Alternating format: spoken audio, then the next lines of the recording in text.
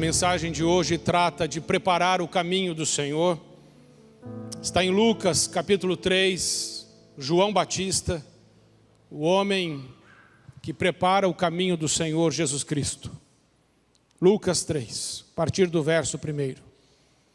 E no ano 15 do império de Tibério César, sendo Pôncio Pilatos presidente da Judéia, e Herodes tetrarca da Galileia, e seu irmão Filipe, tetrarca da Itureia e da província de Traconites, e Lissânias, tetrarca de Abilene, sendo Anás e Caifás sumos sacerdotes, veio no deserto a palavra de Deus a João, filho de Zacarias, e percorreu toda a terra ao redor do Jordão, pregando o batismo de arrependimento para o perdão dos pecados.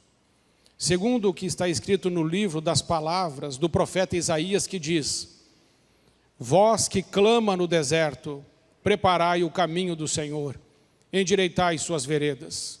Todo vale se encherá, e se abaixará todo monte e outeiro, e o que é tortuoso se endireitará, e os caminhos escabrosos se aplanarão. E toda a carne verá a salvação de Deus. Dizia, pois, João à multidão que saía para ser batizada por ele: raça de víboras, quem vos ensinou a fugir da ira que está para vir? Produzi, pois, frutos dignos de arrependimento, e não comeceis a dizer em vós mesmos: temos Abraão por pai. Porque eu vos digo que até destas pedras pode Deus suscitar filhos a Abraão. E também já está posto o machado à raiz das árvores. Toda árvore, pois, que não dá bom fruto, corta-se e lança-se no fogo. E a multidão o interrogava, dizendo: que faremos, pois? E respondendo ele, disse-lhes: quem tiver 2 túnicas, reparta com quem não tem. E quem tiver alimento, faça da mesma maneira. E chegaram também os publicanos para serem batizados e disseram-lhe: mestre, que devemos fazer? E ele lhes disse: não peçais mais do que o que vos é ordenado. E uns soldados o interrogaram também, dizendo: e nós que faremos? E ele lhes disse: a ninguém trateis mal, nem defraudeis, e contentai-vos com o vosso soldo. E estando o povo em expectação, e pensando todos de João em seus corações, se porventura seria o Cristo. Respondeu João a todos, dizendo: eu, na verdade, batizo-vos com água, mas eis que vem aquele que é mais poderoso do que eu, a quem não sou digno de desatar-lhe a correia das sandálias. Esse vos batizará com o Espírito Santo e com fogo. Ele tem a pá na sua mão, e limpará a sua eira, e ajuntará o trigo no seu celeiro, mas queimará a palha com o fogo que nunca se apaga. Assim também, admoestando muitas outras coisas, anunciava o evangelho ao povo. Sendo, porém, o tetrarca Herodes repreendido por ele por causa de Herodias, mulher do seu irmão Filipe, e por todas as maldades que Herodes tinha feito, acrescentou a todas as outras ainda esta: a de encerrar João num cárcere. Amém. Esta palavra fala sobre o final de 400 anos de um silêncio profético. 400 anos que não se ouvia mais a palavra de Deus. 400 anos sem profecia, sem homem de Deus, sem palavra de Deus. E quando Deus decide enviar a sua palavra, ele não enviou para Tibério César, que estava em Roma. Ele também não enviou para Pôncio Pilatos, que estava em Cesareia Marítima. Também não enviou para Herodes Antipas, que estava na Galileia. E também não enviou a Anás e a Caifás, que estavam em Jerusalém. A palavra de Deus veio a João no deserto da Judéia. Porque Deus escolhe o homem que quer usar. E nas palavras de Jesus Cristo, não existe homem nascido de mulher maior do que João Batista. Porque João Batista foi um homem cheio do Espírito Santo de Deus, desde o ventre materno. E quando ele começava a pregar, sua pregação não era cheia de amenidades, não era uma pregação fácil, não era palatável aos ouvidos, não era uma coisa que você ouvia e dizia que bênção, não. A palavra de João era dura, sua mensagem era forte e firme. Ele pregava o arrependimento e o batismo. Este homem foi um homem com uma missão, um homem escolhido por Deus.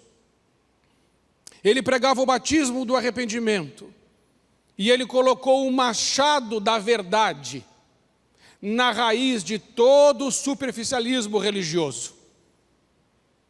João veio e disse: o machado já está na raiz. Porque quando ele pregava, vieram o pessoal de toda a Judeia, de toda a área do Jordão, de toda a terra do Jordão, eles vieram para ouvir João pregar no deserto. E quando João pregava, as suas palavras não eram só de eloquência humana, mas eram palavras revestidas de um poder divino. E as multidões afluíam até o Jordão para ouvir as palavras de João. E João se tornou um homem muito famoso, irmãos. E aqui está o primeiro ponto dessa mensagem que precisa de um destaque. A palavra de Deus vai dizer lá em Lucas 3,15, que de forma unânime, Lucas 3,15, de forma unânime, todo o povo começou a pensar lá no seu coração e falar: não é ele o Cristo? E estando o povo em expectação, pensando todos de João. Você sabe que não é fácil ter unanimidade em quase nada nessa vida. Mas aqui havia unanimidade. E a unanimidade é que era isso, é que João era o Cristo. Então eu imagino o esforço de Satanás para roubar o homem do seu propósito de Deus. Porque com certeza essa pergunta, ela chegou assim muito aveludada nos ouvidos de João. Foi como um beijo do inimigo na sua orelha, falando assim: você é o cara. E ele podia dizer assim: sou eu mesmo. Eu estou famoso, eu estou indo muito bem, eu estou bombando, eu estou avançando. Satanás tem duas formas de parar uma pessoa de Deus. Ou ele vai fazer de tudo para que você nunca avance na vida e você se sinta um derrotado, ou ele vai te empurrar para que você se ache mais do que você é. Então essa pergunta chega para João, diz: você não é o Cristo? E João fala assim: não, eu não sou. Eu não sou o verbo de Deus.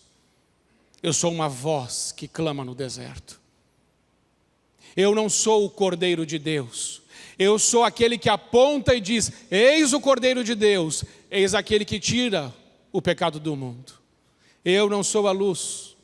Eu sou aquele que testifica da luz que ilumina todos os homens. Eu não sou digno de desamarrar as sandálias dele. Eu não sou o noivo, disse João, eu sou amigo do noivo. João tinha um lema: é necessário que ele cresça e que eu diminua. Por isso esse homem é conhecido como o maior homem nascido de mulher. Porque ele preparou o caminho do Senhor. Ele não fez nenhum milagre, irmãos. Procure, e você não encontrará na Bíblia um sequer milagre de João, não tem. Veja o tamanho do ministério de João, 6 meses. 6 meses. Não durou quase nada. E Jesus Cristo afirma que este homem é maior que Elias, é maior que Moisés, é maior que Abraão, é maior que Davi. Este homem é maior que Salomão. Porque este homem preparou o caminho para o Senhor. E não havia nada desejável nele, a não ser uma mensagem poderosa da parte do Senhor.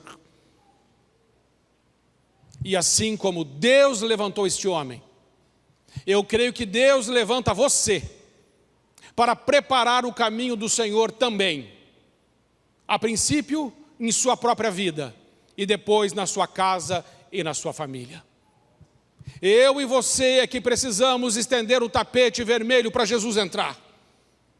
Eu e você é que precisamos entender que assim como João Batista tinha uma missão, nós hoje temos uma missão. E nós precisamos entender como é que ele conseguiu cumprir essa missão. Antes disso, Lucas fala sobre os governadores, sobre quem estava dominando no contexto político da época. Deixa eu lhes dizer, irmãos, Herodes, o Grande, foi o homem que mandou matar aquelas criancinhas quando os magos do Oriente vieram falar que ia nascer o rei Jesus. Vocês devem lembrar que houve um infanticídio, aonde as crianças de 2 anos para baixo foram todas assassinadas. E havia grande choro na cidade por causa disso. O nome do homem que assassinou essas crianças era Herodes. Herodes o Grande, na verdade Herodes é um título. Esse homem, segundo os estudos, foi um excelente administrador. Ele ampliou e embelezou o templo, ele construiu o porto de Cesareia, ele abriu comércio internacional, ele construiu muitos palácios e fortalezas na parte da administração. Mas tem uma outra parte que nós precisamos conhecer hoje, para entender em que cenário João Batista chega, em que cenário Jesus Cristo vai aparecer. E este homem, Herodes, ele se casou 10 vezes, ele teve muitos filhos, e ele se casou com uma mulher chamada Mariana. Esta mulher fazia parte da nobreza. Quando ele se casou com ela, ele mandou matar todos os membros da família de Mariana que eram da nobreza, todos. Como se não bastasse isso, a sua sogra indicou o sobrinho chamado Aristóbulo para que ele desse um cargo para esse menino de 17 anos. E ele fez isso. E ele indicou Aristóbulo para ser sumo sacerdote, e ele foi. E o problema é que Aristóbulo começou a se destacar e ganhar a empatia do povo. Mas Herodes era um homem assassino, violento, e um homem muito desconfiado, e também um homem muito sedento de poder. Tinha muito medo de perder o poder. E como Aristóbulo começou a se destacar, ele mandou matá-lo também. Mas ele não para por aí. A sua sogra foge e vai para o Egito. E Herodes manda os emissários atrás dela no Egito e mata ela. Nesse ponto da história, o imperador César Augusto manda chamar o Herodes, porque fica sabendo das atrocidades dele. Mas antes de ele ir, com muito medo que Mariana, sua esposa, conspirasse contra ele, ele manda matá-la também. Então ele vai até César Augusto. E César Augusto diz para ele: é melhor ser um porco do que ser filho de Herodes. E Herodes volta e decide mandar seus 2 filhos para estudar em Roma. E os seus 2 filhos vão. E a irmã de Herodes, chamada Salomé, falou assim para ele: Herodes, os teus filhos vão se destacar, viu? Eles vão ser melhores do que você. Herodes não teve dúvida, mandou estrangular os seus 2 filhos. E o seu último ato foi combinando com Salomé, a sua irmã, que era da mesma estirpe que ele era, do mesmo estofo moral, uma mulher endemoniada. Ele combinou com ela: quando eu morrer, Salomé, mande matar um membro de cada família da nobreza de Jerusalém. Cada família da nobreza tem que perder um membro, porque no meu velório eu quero choro. Esse foi Herodes o Grande, que quando soube que Jesus Cristo ia nascer, mandou matar todas aquelas crianças de 2 anos para baixo, para tentar eliminar o próprio Cristo. Depois disso, o reino dele é dividido em 4, por isso que a gente leu aquelas tetrarquias que apareceram ali, aonde Herodes Antipas agora também é o governador. E a casa de Herodes é uma casa suja, corrupta. E esse Herodes Antipas, que vai ter uma relação com a mulher do outro, do seu irmão, vai ter relação com a sua cunhada, e é esse João Batista que se levanta para denunciar os pecados deste homem. João Batista, disse Jesus, não é como um caniço balançado pelo vento. Jesus disse: o que vocês vieram ver no deserto? Um profeta? Mas eu digo a vocês, João Batista é mais do que um profeta, disse Jesus.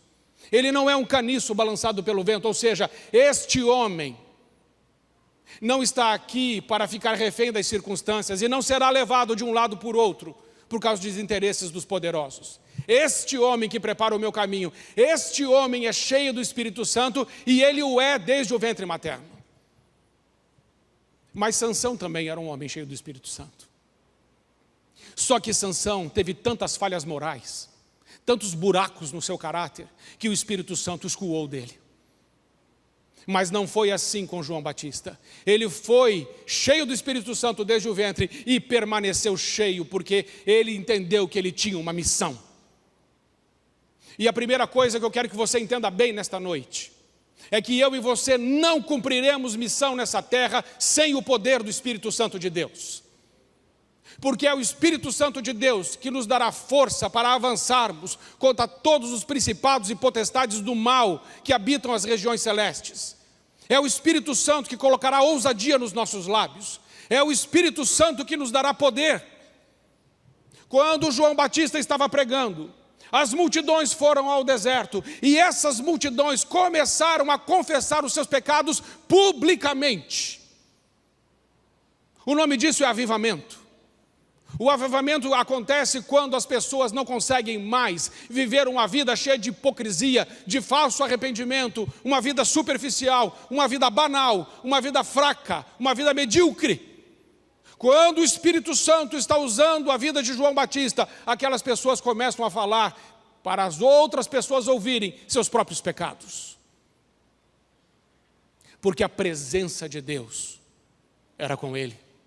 E é por isso que ele vai dizer: os lugares escabrosos serão colocados no lugar. A palavra grega para escabroso significa fora do lugar. Quando João Batista chega, as coisas começam a ir para o seu devido lugar. Quando você chegar na sua casa, quando você chegar no seu trabalho, quando você chegar onde você tiver que chegar, as coisas precisam começar a ir para o lugar. Porque se você tiver o Espírito Santo, Deus coloca as coisas em ordem. Aonde tem bagunça não tem Deus. Aonde tem pecado não tem Deus. Aonde tem blasfêmia não tem Deus. Aonde tem tolerância às falas dos poderosos para agir de forma com as conveniências, ali não há Deus. Se João Batista estivesse aqui, ele ia dizer, e eu também: eu sou contra o aborto. Eu sou contra a ideologia de gênero. Eu sou contra toda essa papagaiada que está vindo aí de cima, porque Deus é contra. Mas aonde estão os cristãos? Aonde estão os homens e as mulheres cheios do Espírito Santo de Deus? E quando João Batista estava pregando, eles perguntavam, e veja que o apelo veio deles. João não fez apelo. Lá pelo versículo 10, ele vai dizer, alguma coisa vai acontecer, e eles vão falar assim: o que nós fazemos?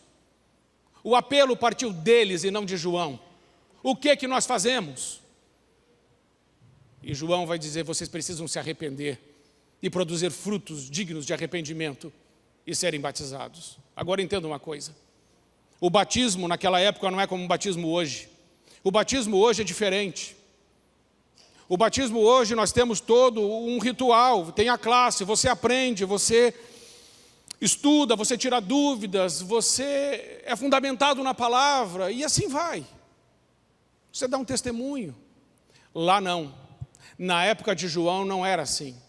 O batismo não era para judeu. O batismo era para pagãos e gentios. E para se batizar, você precisava confessar-se imundo. Aquelas pessoas que estavam, irmãos, pedindo o batismo, elas estavam dizendo para as outras pessoas: nós somos imundos e precisamos desesperadamente da graça de Deus, do favor de Deus, do perdão de Deus. E sabe por que elas tinham essa convicção? Porque o Espírito Santo estava ali de uma forma, iluminando aquelas vidas de uma forma, que elas não conseguiram se esquivar da palavra e do poder de Deus. Sabe quando, irmãos, nós achamos que não precisamos de nada? Quando estamos no escuro. Qualquer um de nós que estiver no escuro e se olhar no espelho, vai achar que está tudo bem. Acende a luz. Coloca uma luz bem forte e você vai começar a perceber que tem sujeira aí. Quanto mais forte a luz, melhor a sua percepção da sujeira. Quanto mais perto de Deus, mais convicção eu tenho que sou um pecador e que preciso da graça do meu Senhor. E que preciso me arrepender. E que preciso confessar os meus pecados. E que preciso me confessar e dizer, eu sou imundo, mas Tu és santo, Senhor. Purifica-me, lava-me, aceita-me. E é muito lindo, irmãos, que o homem dessa estirpe, um homem dessa curvatura espiritual, como João Batista, quando vai batizar Jesus, lá em Mateus capítulo 3, lá pelo verso 13, ele diz assim para Jesus, você vem a mim para eu te batizar? Não, Senhor. Eu não sou digno nem de desatar as sandálias dos teus pés. Não é eu que te batizo, é o Senhor que me batiza. João Batista, um homem cheio do Espírito Santo. João Batista, um homem poderoso em obras e palavras. Quando vê Jesus Cristo, fala assim, eu preciso do batismo. Eu sou imundo. Eu preciso me banhar. Eu preciso do Senhor. Mas Jesus diz a ele, não. Você vai me batizar para que a lei se cumpra. Porque tudo o que está escrito de mim deve acontecer como está escrito. Então, irmãos, um príncipe dos pregadores, um pregador inglês batista, um homem de Deus, ele disse, é mais fácil tornar um leão vegetariano do que converter uma pessoa sem o poder do Espírito Santo.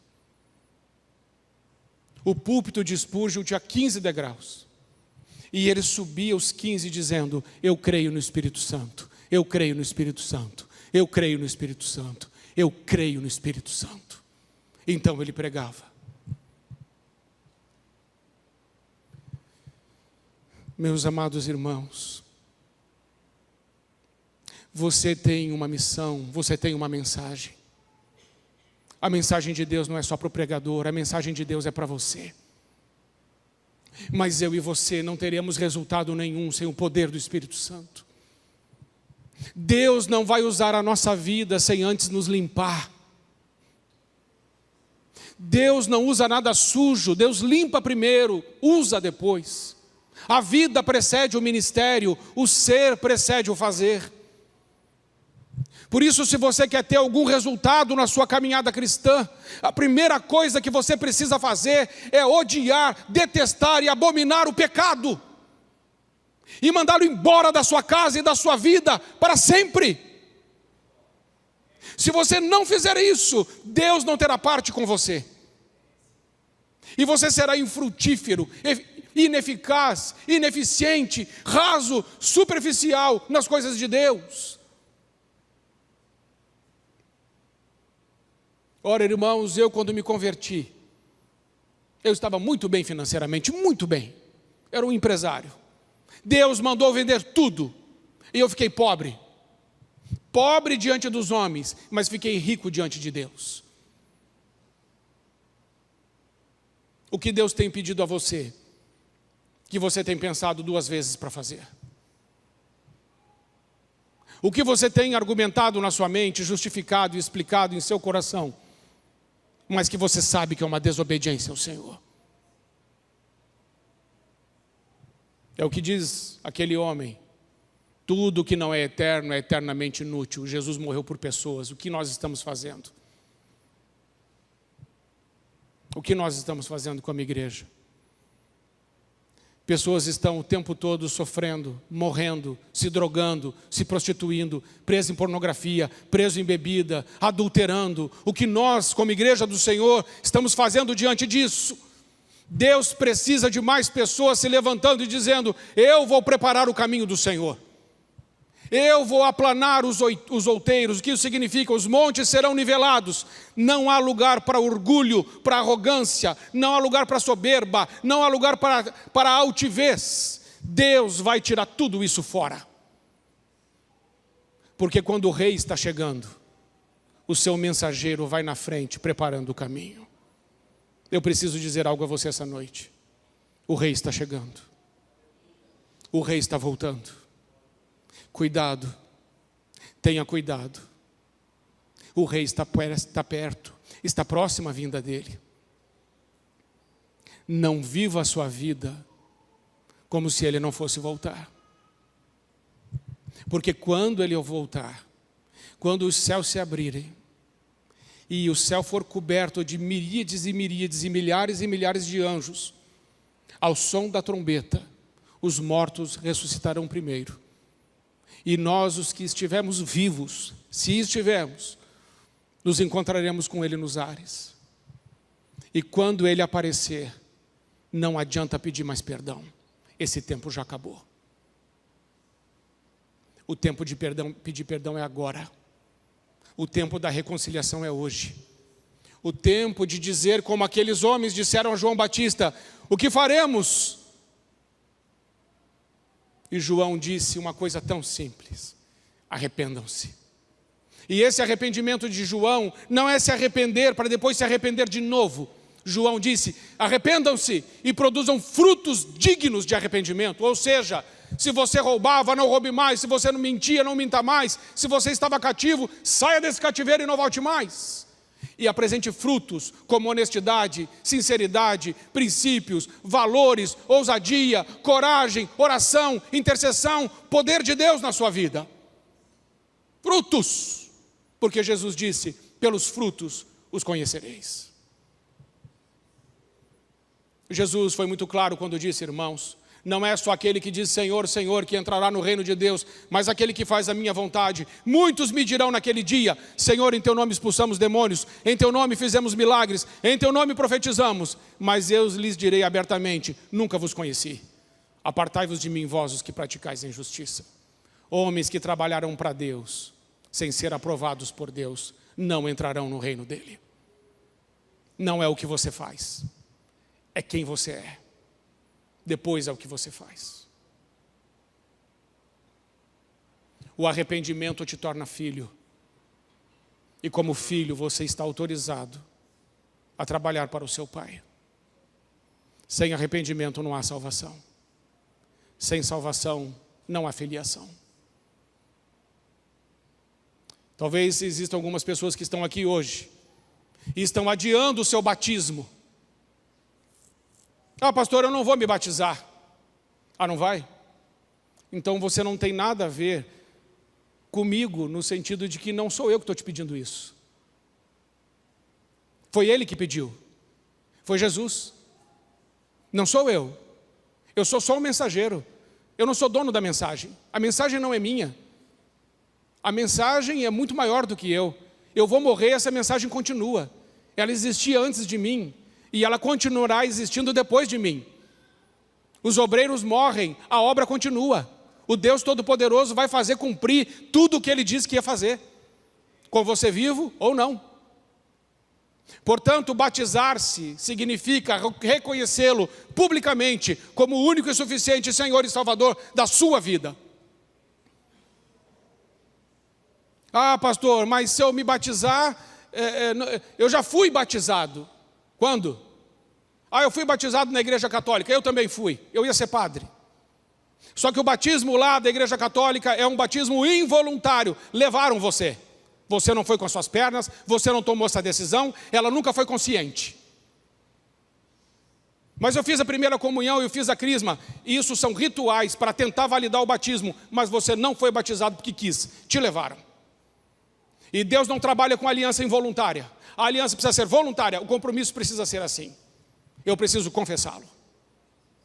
Leia Romanos 6. Batizar-se é deitar-se naquelas águas, simbolizando a sua morte. E quando você levanta, simboliza a sua ressurreição. Leia Romanos 6. Batismo não é uma escolha, é uma ordenança a todos os cristãos. E não ache que batismo te salva. Batismo não salva ninguém, batismo é uma evidência da salvação. Então, irmãos, até quando Deus terá paciência conosco? Até quando? Até quando nós vamos cochear entre dois senhores? Até quando teremos comichões nos ouvidos? para ouvir só aquilo que a gente quer, procurando mestres que falam o que gostamos de ouvir. Até quando? A palavra de João Batista era horrível para quem ouvia, mas ela salvava. O que você quer? Um doce que te mata? Ou um bom chá? Como é que é aquele chá? Boldo. O que você quer? Chocolatinho da Copenhagen e vai para o inferno? Não da Copenhagen, porque Copenhagen não tem nada a ver com isso. Mas o chocolate que vai te levar para o inferno? Ou o chá de boldo que vai te levar para o céu? A mensagem do Senhor não faz bem para a nossa carne.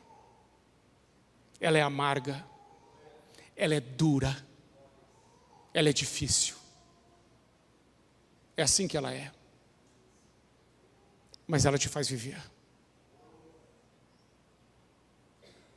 E eu quero te dizer mais uma coisa antes de eu encerrar. Deus espera alguma coisa a mais de você do que vir aos cultos. Ele espera mais. Porque quando você morrer, você não vai dizer assim, não, eu fui na igreja lá que o pastor Marco estava. Não, não. Ele vai perguntar para você o que é que você fez. Ele vai olhar para você e vai falar assim, sua bênção, o que é que você fez? Com a minha palavra, com o meu evangelho, com a minha vontade. Porque este que anunciou o caminho do Senhor, João Batista, ele morreu, irmãos. O maior homem nascido de mulher, numa prisão. Uma prisão fria, sendo maltratado, mal alimentado, mal cuidado e por fim degolado. Diante de nós, dos homens, a gente fala assim, mas esse é o homem, o maior? Ele morreu desse jeito? É. Pois é. Jesus disse que ele é o maior. E aí? Não tem ibope andar com Jesus, irmãos. Todos os apóstolos, com exceção de João, morreram pelo viés do martírio. Todos eles. Ninguém escapou. Por que que eu e você precisamos esperar facilidades?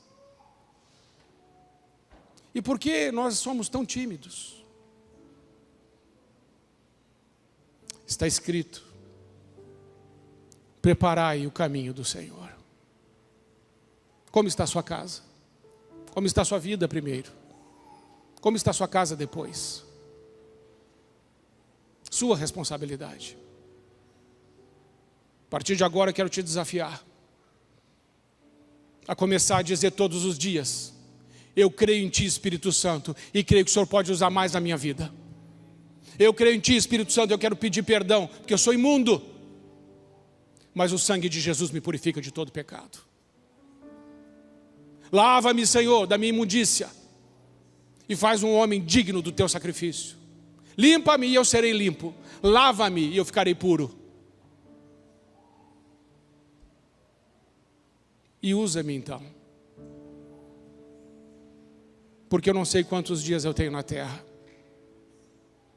O Yuri acabou de morrer, não é? Cadê a Ana Paula? O Yuri, novo, era novo, né? Quantos? 20. Quando eu tinha 20 anos, eu nem pensava que poderia morrer. Pessoa nova não pensa nisso. Mas o Yuri morreu, e nós estamos orando pela família. E nós vamos orar pela família, para que o Espírito Santo console. Mas você acha que ele sabia disso? Você acha que ele sabia que ia tudo acabar naquele acidente? O menino bom, a Ana Paula diz que ele é um menino bom. E você? Quanto tempo você acha que vai durar? Quanto tempo você ainda vai empurrar com a barriga a sua vida cristã? Eu sei, irmãos, que é uma palavra dura, mas ai de mim, se eu não pregar.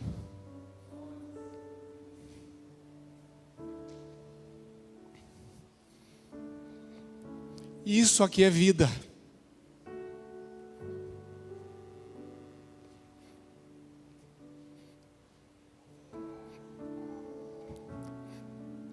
Fora disso é morte. Jesus disse: eu sou a ressurreição e a vida. As minhas palavras são espírito e vida.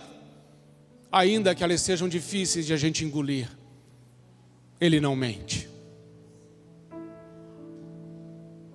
Ou vivemos por isso, ou a nossa vida não prestou para muita coisa.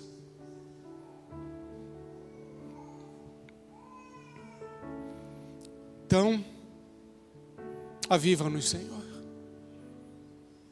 Ajuda-nos. Longe de nós sermos consumidores de cultos, avaliadores de sermões, avaliadores de louvor ou de igrejas, longe de nós. Nós somos teus filhos e viemos aqui somente para adorá-lo. Alinhe o nosso coração, Senhor, com o teu. E que a cidade de Montenegro possa entender que um Deus todo-poderoso está nesse lugar. E que a sua casa possa ver que Jesus está na sua vida. E que a sua família possa ser salva por causa de você. A Bíblia diz que nos últimos tempos o amor de muitos esfriará. É verdade. Só nos importamos conosco mesmo. É verdade. Já parou para ouvir suas orações? Aposto que 90% delas é sobre você. 10%, se muito, é por alguém. É assim que estamos. Mas não é assim que deveria ser. A gente deveria esquecer da gente mesmo e dizer: Senhor, a minha vontade é a tua vontade. Quero orar por você. Fique em pé, por favor. Se você entende nessa noite que você precisa fazer um compromisso sério com Deus e dizer para Deus: Senhor, eu não quero viver nada menos do que aquilo que o Senhor sonhou para mim. Senhor, mexe comigo, limpa-me, lava-me. Eu quero confessar os meus pecados e deixá-los para sempre. E tem mais: não vou descansar enquanto não ver a minha família rendida aos teus pés. Enquanto eu estiver vivo, eu vou orar. E mais, frutos que glorificarão o teu nome serão vistos sempre na minha vida, sempre, em todas as estações. Amém, irmão? Amém? Amém. Então vamos orar. Se você entende, eu preciso do arrependimento, eu preciso desse batismo, eu preciso. Deixe o seu lugar, venha até aqui à frente. Eu preciso me arrepender, eu preciso confessar os meus pecados. Pode deixar as luzes acesas, é com luz acesa, é assim mesmo. No céu a luz está ligada, irmãos. Deus é a nossa luz. Eu vou pedir que os irmãos até cessem o louvor por um momento. Irmãos, totalmente racional, sem um pingo de emoção. Quero que você venha porque quer vir. Quero que você venha porque o Espírito Santo falou com você. Quero que você venha porque você entendeu que Deus quer usar mais a sua vida, que a sua família precisa de Jesus, que você tem orado pouco, se posicionado pouco, feito muito pouco. Quero que você venha e reconheça que muitas vezes você e eu somos críticos demais, chatos demais, crentes de menos. E que nós precisamos muito mais da graça do Senhor. Por isso quero que você venha, dizendo: ah, Senhor, chega de protelar, chega de empurrar com a barriga, chega de deixar para depois, é agora, a hora é agora. Porque talvez eu esteja falando com gente aqui nesta noite, que Deus sabe que precisa ser hoje. Pode chegar bem mais para frente, por favor, olhem para mim, venham bem mais para frente. E se Deus falar com você em algum momento, deixe o seu lugar e venha a qualquer momento. Não é porque eu parei de chamar que você deve parar de vir. Se Deus falou, venha. Agora vocês que já estão aqui, ouçam. A caminhada cristã, ela não é fácil. E quem disser para vocês que não está falando a verdade. A caminhada cristã é difícil. É renúncia. É dor. São lágrimas. É a morte da nossa vontade. É a morte do nosso eu. É dizer, Senhor, seja feita a tua vontade. Que venha o teu reino, a tua justiça. É dizer, Espírito Santo, eu não vou dar um passo sem o Senhor. Eu não me lidero mais, eu estou debaixo de uma liderança maior, a liderança do Altíssimo. E eu também não aguento mais, é dizer isso, ver as coisas do jeito que estão, sem mudar. Se eu sirvo a um Deus Todo-Poderoso, e eu sirvo, então Ele vai fazer as circunstâncias se dobrarem. Você crê nisso? Amém, então. Eu também creio.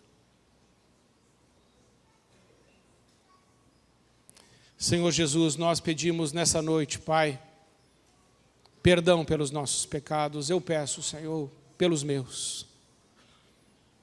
E reconheço diante de Ti a minha imundície. Eu não sou puro aos meus próprios olhos. Ao contrário, Senhor. Mas eu sei que o Teu sangue, Ele me purifica de todo o pecado.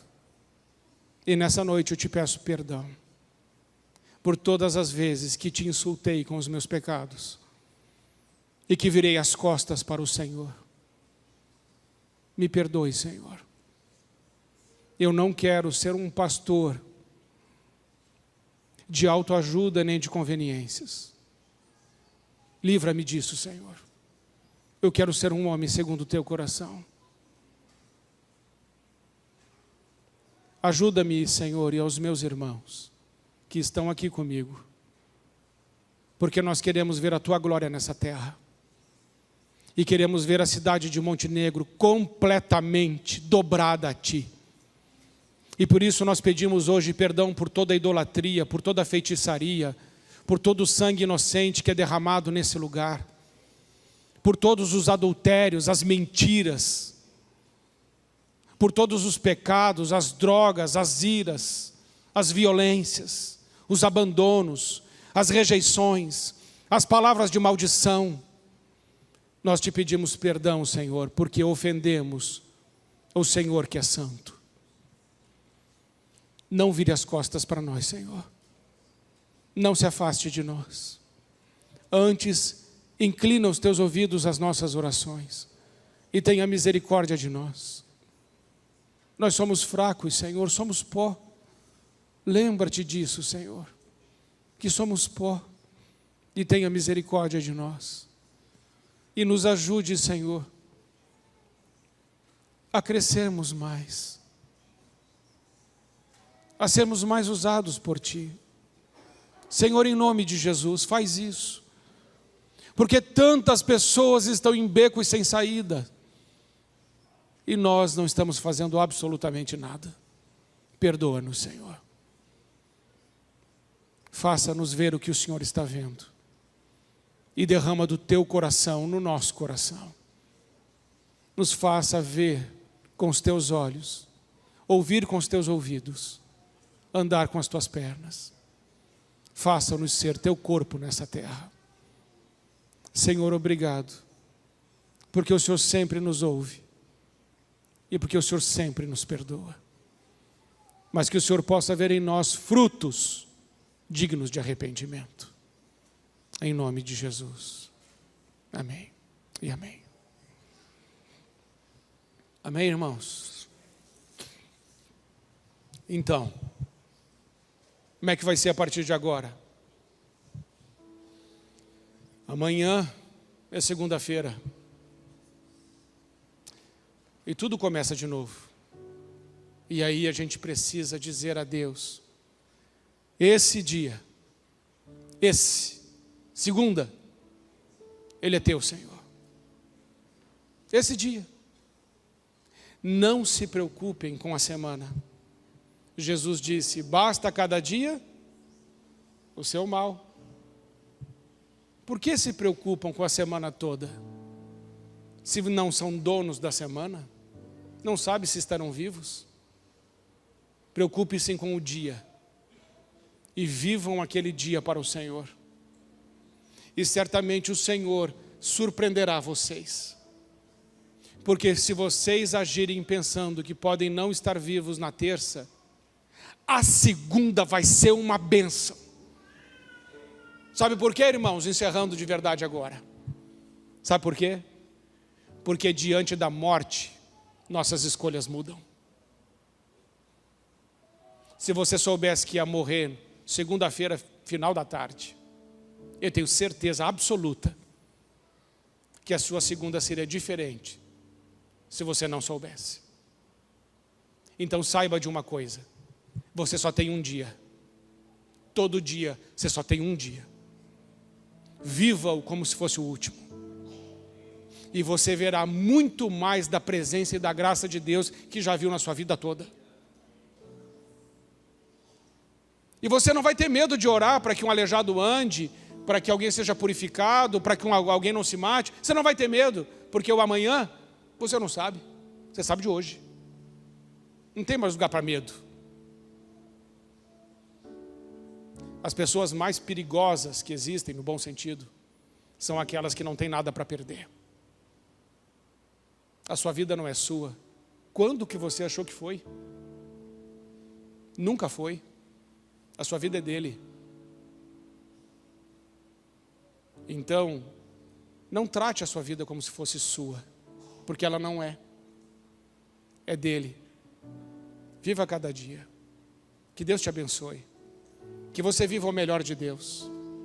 Que você viva uma vida com menos arrependimentos e com mais vitórias da parte do Senhor. Que você viva uma vida cheia do Espírito Santo, cheia de poder, cheia de alegria, cheia de atos de bondade, cheia de compaixão, cheia de paz, cheia de misericórdia, cheia de amor, cheia de esperança. Que seja assim, irmãos, em nossas vidas. Viu? Aquele peso foi embora. Porque o Pai está aqui. E se o Pai está aqui, os filhos ficam tranquilos. E quando você for embora, o Pai vai com você. Viva na presença do Pai. Que Deus te abençoe, em nome de Jesus.